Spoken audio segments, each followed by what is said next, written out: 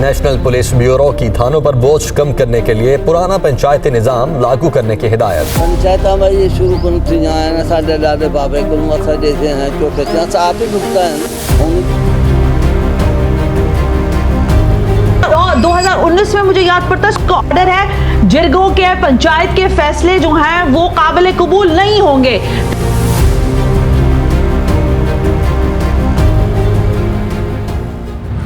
پاکستان کے صوبہ پنجاب کے ایک گاؤں میں رات کے وقت ایک غریب شخص کا بیل چوری ہو جاتا ہے۔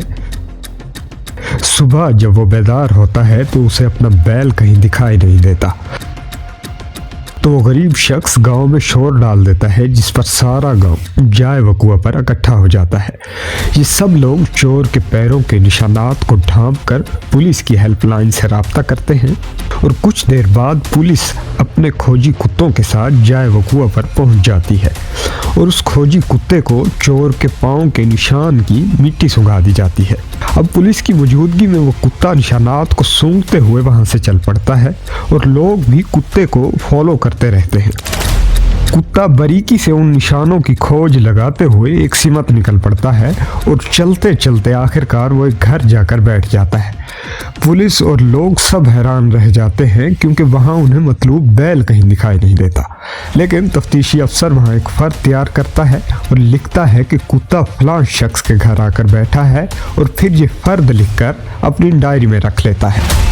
اب یہیں سے آغاز ہوتا ہے ایک غریب آدمی کا مشکلات بھرا سفر۔ پولیس اسٹیشن میں ایف آئی آر درج کروانے کے بعد وہی مڈل کلاس مدعی اپنا کیس اسی لکھی ہوئی فرد کے ساتھ عدالت میں درج کرواتا ہے، اور وہاں جا کر اسے وکیل کی بھاری فیس اور ٹکٹوں کی فیس بھی ادا کرنی پڑتی ہے۔ فرض کریں کہ اگر مڈل کلاس مدعی کا گھر عدالت سے 25 کلومیٹر دور ہے تو اسے آنے جانے کا کرایہ بھی علیحدہ بھرنا پڑتا ہے۔ ایک غریب آدمی کا اس چھوٹے سے کیس پر کل کتنا خرچ آئے گا، اس ویڈیو میں ہم آگے چل کر آپ کو بتائیں گے۔ اب سب سے پہلے ملزم کو گرفتار کیا جاتا ہے۔ گرفتاری کے بعد ملزم کو جوڈیشل مجسٹریٹ کے سامنے پیش کیا جاتا ہے، اور پولیس یہاں عدالت سے ملزم کی جسمانی ریمانڈ مانگتی ہے۔ اس ریمانڈ کے دوران ہی مڈل کلاس آدمی کو پولیس اسٹیشن بلایا جاتا ہے، اور تفتیشی افسر مدعی کو ساری صورتحال بتاتا ہے، اور مزید ملزم سے اس کا آمنا سامنا بھی کرواتا ہے۔ 14 دنوں بعد جب پولیس نے ریمانڈ چلان جمع کروانا ہوتا ہے تو اکثر ریمانڈ چلان نامکمل ہوتا ہے، جو غریب آدمی کے لیے پریشان کن صورتحال ہوتی ہے۔ اب جب چلان جمع ہوتا ہے اس کے بعد عدالت فرد عائد لگاتی ہے، اور دوسری جانب ملزم بھی ریمانڈ کے بعد اپنی ضمانت کروا چکا ہوتا ہے۔ ان سب معاملات کے بعد پیشیوں کے دوران عدالت میں کبھی ملزم غیر حاضر ہوتا ہے اور کبھی وکیل صاحب غائب ہوتے ہیں۔ غریب آدمی اس دوران عدالت کے کئی چکر کاٹ لیتا ہے، اور جب یہ سب کام ہو جاتے ہیں تو مدعی کو گواہ اور ثبوت پیش کرنے ہوتے ہیں، جو مدعی کے لیے سب سے بڑا مسئلہ ہوتا ہے۔ اب کبھی مدعی کے پاس پورے گواہ نہیں ہوتے، اور جب گواہ ہوتے ہیں تو کبھی وکیل صاحب غیر حاضر ہوتے ہیں، اور جب گواہ اور وکیل دونوں ہوتے ہیں تو کبھی کبھار جج صاحب کا ہی ٹرانسفر ہو جاتا ہے۔ تو ان مسائل کی وجہ سے عدالت مسلسل مدعی کو ہر 14 دن بعد نئی تاریخ پر تاریخ دیتی رہتی ہے۔ تو حالات جو نظام انصاف کے بہتر ہوئے یا بدتر ہوئے؟ اگر 2 لفظوں میں بات کروں تو بہت بدتر ہوئے ہیں، اپنی امیجنیشن سے زیادہ بدتر ہوئے ہیں۔ جب گواہ اور وکیل دونوں موقع پر حاضر ہوتے ہیں تو ملزم سے جج صاحب سوال پوچھتے ہیں، اور ان سب سوالات کے بعد مرحلہ آتا ہے مباحثے کا، جہاں دونوں وکلاء یعنی ایک مدعی کا وکیل اور دوسرا ملزم کا وکیل آپس میں بحث کرتے ہیں، اور اس کے بعد فیصلے کے دوران جج صاحب 2 سے 3 پیشیاں اور لے لیتے ہیں۔ اب سوال یہ اٹھتا ہے کہ آخر وہ کون سی وجہ ہے کہ ایک غریب آدمی کو اتنی زیادہ پیشیاں بھگتنی پڑتی ہیں؟ اس کا ایک ہی مختصر جواب ہے، اور وہ ہے ہمارے عدالتی نظام کی سستی۔ عدالتی نظام میں وکلاء کی ہڑتالیں بہت زیادہ ہوتی ہیں، اور یہ ہڑتالیں کبھی جائز ہوتی ہیں اور کبھی ناجائز، اور دوسری جانب ججوں کی بھی کم تعداد ہوتی ہے، اور ایوریج ایک جج کے پاس ایک دن میں 100 سے زائد کیسز ہوتے ہیں۔ اس دوران ایک مڈل کلاس آدمی کو کتنا مالی نقصان ہوتا ہے، چلیے وہ ڈسکس کرتے ہیں۔ देखिए, अगर अकेला मिडिल क्लास आदमी लगभग 30 पेशियों पर हाजिरी दे तो 500 फी दिन किराया के हिसाब से 15,000 जाकर बनता है। और जब वो केस के लिए वकील से जाकर मिलता है तो मुद्दई एक वकील को 30,000 रुपए देता है। इसी तरह FIR के 10,000, अदालती काम के 5 से 10,000, और अगर मुद्दई 3 से 4 पेशियों पर गवाहान को अदालत लाए तो ये खर्च भी 20 से 25,000 बन जाता है। और सबसे बड़ी बात कि एक मजदूर आदमी इन पेशियों की वजह से 20 से 25 छुट्टियां करता है और ये नुकसान भी औसतन 30,000 तक चला जाता है। यानी कुल मिलाकर मिडिल क्लास मुद्दई को अदालत में केस लड़ने का 1.25 लाख रुपए तक नुकसान हो जाता है। जो बुजुर्ग दुआ करते हैं कि भाई अल्लाह कचहरी की सीढ़ियां ना चढ़ाए, तो वाकई बिल्कुल सही है। बिल्कुल सही कहते हैं कि आपको कभी उस पर बंदा सोचता है कि अल्लाह ताला मुझे कचहरी से बचाए। दरअसल बात यह है कि पाकिस्तान की अदालतों में कानून भी है और यहाँ इंसाफ भी मौजूद है और फैसलों को भी मेरिट की बुनियाद पर किया जाता है। लेकिन यहाँ कुताही है हमारे निज़ाम की, जिससे एक मिडिल क्लास आदमी बेबस हो जाता है और वो पंचायत की तरफ रुख करता है। क्या पंचायत सिस्टम इतनी गलत नहीं है अगर वो कानून को तोड़ती नहीं है?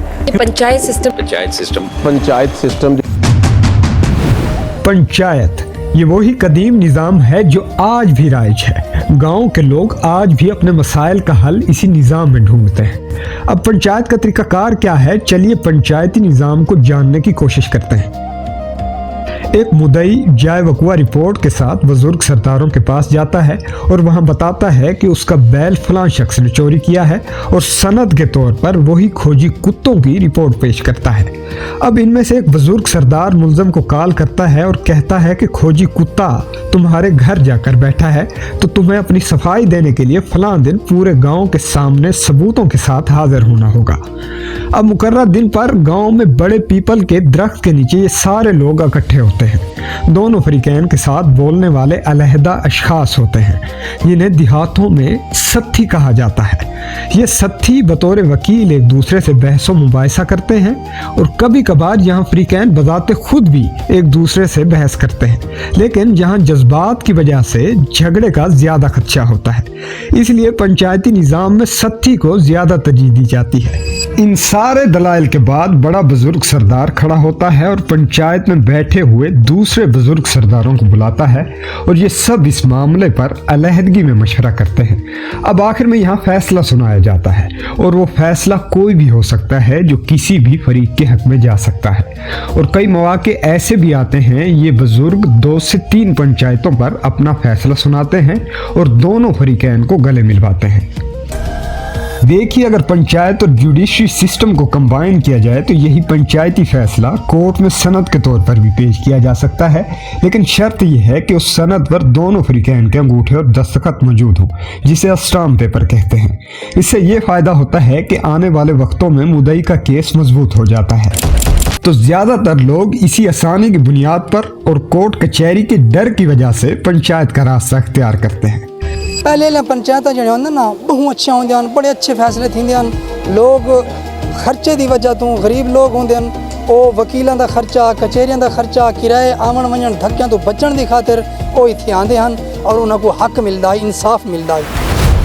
लेकिन पंचायत भी मुकम्मल इंसाफ का जरिया नहीं है, क्योंकि कभी यहाँ इलाके का सरदार मुलजम के साथ अपने ताल्लुकात को देख रहा होता है और वो मुद्दई को सबूतों के बावजूद भी इंसाफ नहीं देता, और हारने वाला फरीक दूसरे फरीक का सख्त दुश्मन बन जाता है, क्योंकि उसे उसकी बरादरी के सामने ही कसूरवार ठहराया जाता है। अजीब व गरीब सज़ाएं उसको मज़ीद उकसाती हैं कि दूसरे फरीक से कैसे बदला लिया जाए। बदतरीन रस्म व रिवाज को अपनाते हुए कभी कत्ल के बदले एक छोटी लड़की को बूढ़े शख्स से ब्याह दिया जाता है। माशूम पसवारा के वर्का हजरत दकारत कौमा दका सवाल कौमा देव कोमत था जिजेनो न वर्कवले शम न जुदा कवले शम। पिछले दिनों पाकिस्तान के सूबा बलूचिस्तान के कबायली निज़ाम में एक ऐसा दर्दनाक वाक़या पेश आया था जहां शोहर और बीवी दोनों को गैरत के नाम पर कत्ल कर दिया जाता है, और ये भी पंचायती फैसला था।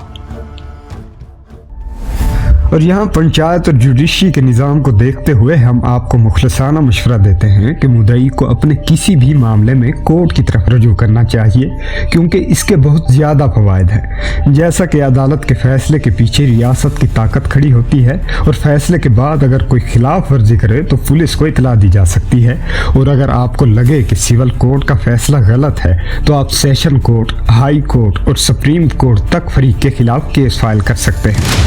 और जहां गरीब आदमी अदालत में तंग हो जाता है, वहीं अदालत फैसले के बाद गरीब आदमी को जालिम बुजुर्ग सरदार के खिलाफ खड़ा होने की भी ताकत देती है, जबकि पंचायत सिस्टम में ऐसी कोई खूबी नहीं है।